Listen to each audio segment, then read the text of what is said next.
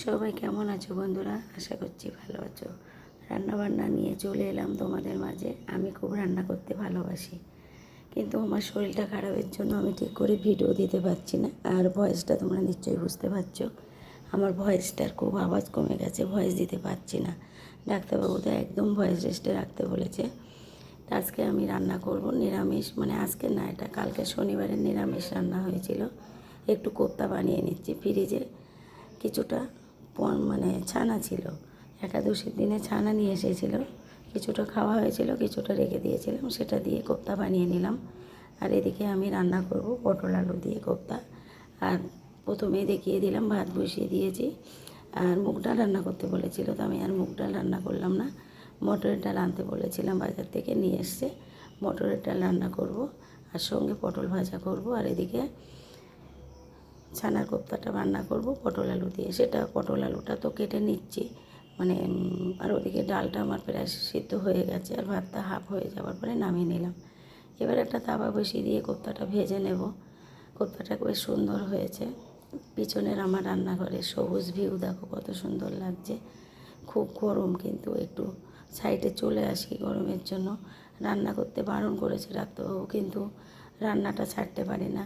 অন্য কাজ সব লোক দিয়ে করে নিচ্ছি, কিন্তু রান্নাটা নিজে করছি। খুব কষ্ট করে হলেও বেশি এখন রান্না করছি না, অল্প 1 পদে 2 পদে রান্না করছি। তোমরা সবাই জানো আমি 4 থেকে 5 পদে রান্না করি, এখন করছি না। এবার ওই যে তাওয়াতে তেল ছিল সেটা একটু বেঁচে গেছিলো, কড়াইতে বসিয়ে দিয়ে পটল আলুটা ভাজতে বসিয়ে দিয়ে বাটা মশলা তৈরি করতে এসেছি। হয়তো তোমরা বলবে তোমার এত শরীর খারাপ, কেন শিলপাতায় মশলা বেটে রান্না করো? আমি না শিলপাতায় মশলা ছাড়া খেতে পারি না, আমার নিজেরই ভালো লাগে না। মিক্সির মশলা যেন একদম ভালো লাগে না। এখানে আদা, শুকনো লঙ্কা, কাঁচা লঙ্কা, জিরে, ধনের গুঁড়ো, গোটা গরম মশলা সব একসঙ্গে দিয়ে মশলাটা তৈরি করে নিলাম। আমি আর গরম মশলা আলাদা করে বেটে নিলাম না, একসঙ্গে দিয়ে বেটে নিলাম। আর শিলে মশলা তৈরি করতে না বেশ ভালো লাগে, একটু কষ্ট হলেও খেতে তো ভালো লাগে। আর সবাই খেতে বসলেও বলে যে না রান্নাটা ভালো হয়েছে। যখন বলে রান্নাটা ভালো হয়নি, তখন যেন মনে হয় কেন একটু কষ্ট করে হলেও শিলে মশলাটা বাটলে হয়তো ভালো হতো।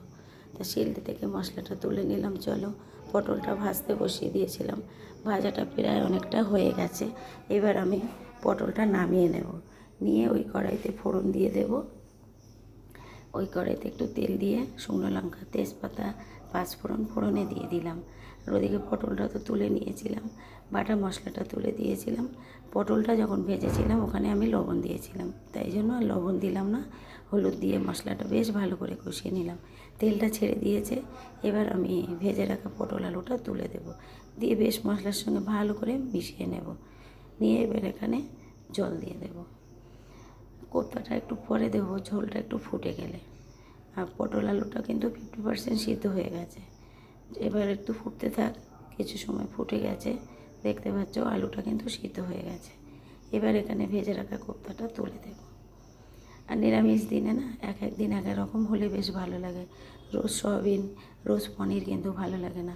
মাঝে মাঝে একটু ঘুরিয়ে ফিরে রান্না করলে বেশ সবাই খেতে ভালোবাসে। একটু মিষ্টি দিয়ে দিলাম। এবার ঘি থাকলে একটু ঘি দিলে হতো, কিন্তু ঘিটা ছিল না, তোমাদের কাছে থাকলে দেবে। একটু হালকা পাতলা ঝোলেই রান্না করলাম,